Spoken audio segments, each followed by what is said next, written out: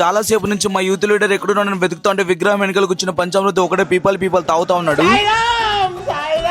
Night అంతా చాలా బాగా డెకరేషన్ చేయాలని చెప్పేసి మా కాలకాయ సైన్యం అంతా మండపం దగ్గరికి అయితే వచ్చేసారు. అప్పుడే మా ఊర్లో పెద్ద మనుషులు బ్రేకింగ్ న్యూస్ లాగా షాకింగ్ న్యూస్ అయితే ఇచ్చారు మా అందరికి. ఆ షాకింగ్ న్యూస్ ఏంటంటే 3 రోజులు విగ్రహాన్ని ఉంచడానికి లేదు, కేవలం 1 రోజులోనే నిమజ్జనం కూడా చేసేయాలని చెప్పారు. అందుకోసమే పెద్దగా డెకరేషన్ ఏం చేయలేదు, అరటాకులు మామిడాకులు కట్టేసి ఆపేసాము. 6.5 hours later. 1 రోజులోనే నిమజ్జనం చేయాలంటే మాకైతే చాలా బాధగా ఉంది, కానీ తప్పదు చేయాలి. ఇంకా పంతులు గారు వచ్చిన తర్వాత మా దగ్గర పూలన్నీ నీట్ గా కట్టిస్తున్నారు విగ్రహానికి. మేమందరూ ముందర పూలు కట్టుకుని వెయిట్ చేస్తుంటే ఈ గ్యాప్ లో నిశాంత్ కూడా ఉత్తగిన్న పట్టుకుని విగ్రహం వెనకాల వెయిట్ చేస్తాడు పంచామృతానికి.